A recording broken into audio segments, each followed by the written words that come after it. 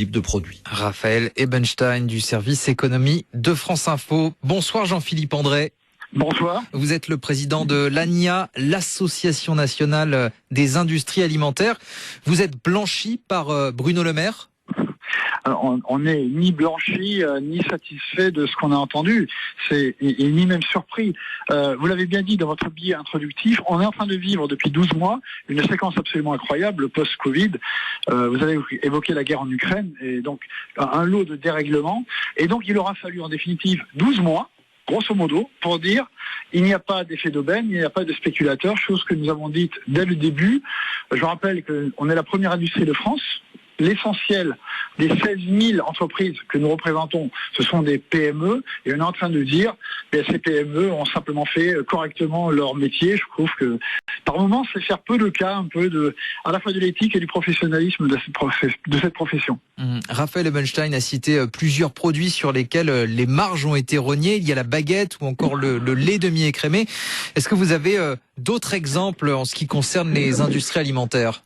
Et moi, je crois que plus généralement, vous savez que nos relations avec nos clients de la distribution, Système U, Intermarché, Carrefour, etc., sont régies par des rythmes très très codifiés dans ce pays. Lors de la première négociation qui s'est arrêtée le 1er mars 2022, on peut considérer que ce qu'on a rogné sur la marge, comme vous le dites, et ce que nous on appelle plutôt la perte de marge, a été de l'ordre de 3 points. Depuis, il y a de nouvelles négociations qui se sont ouvertes, simplement parce qu'il y a eu cette explosion des matières premières dues à la guerre en Ukraine, et maintenant le choc énergétique. Et je pense qu'il y aura un autre 3-4 points qui va s'ajouter. On pourrait bien arriver à la conclusion qu'on a non seulement rogné sur les marges, mais on aura une perte de marge entre 5 à 6% en début d'année prochaine. Ce qui est assez préoccupant pour la solidité du tissu industriel que nous représentons. Comment vont faire les entreprises que vous représentez pour assumer cette réduction de leur marge ? Écoutez, moi j'ai l'habitude de dire qu'on a une double mission.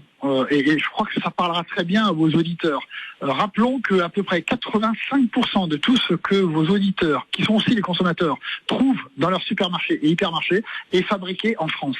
Donc il faut absolument pouvoir continuer cette mission de nourriture. Et donc il faut absolument continuer à produire.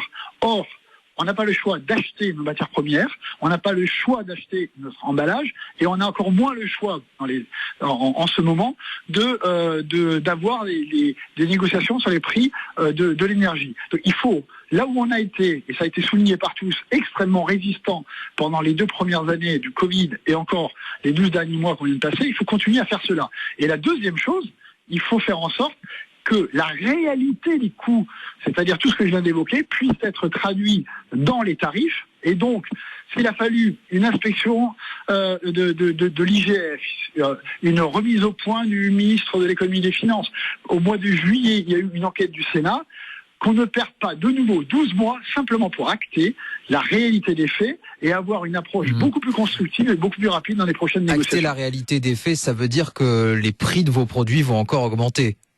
Je pense qu'aujourd'hui, les prix agroalimentaires ont augmenté de l'ordre de 9%, de 9 à 10%. Aujourd'hui, je pense qu'une partie de la facture énergétique n'est pas encore intégrée, mais rappelons-nous aussi que sur chaque segment, chaque produit que nous produisons a en face de lui 3, 4, 5 concurrents. Vous comprenez bien qu'aucun entrepreneur de l'industrie agroalimentaire ne prendra jamais le risque de se dépositionner par rapport à ses concurrents. C'est ce que je vous dis et c'est ce qu'on vient de dire à travers les différents rapports qui ont été faits. Est-ce que il y a tout de même des produits sur lesquels on a fait un peu plus de marge de votre côté ? Puisque en fait cette étude, elle ne porte que sur 12 produits de consommation courante. Non, je pense... Alors, peut-être qu'à la marge, mais très honnêtement, à l'heure où nous parlons, moi, je suis incapable de vous citer un produit où il y aurait de la surmarge, en tout cas de notre part dans les rayons.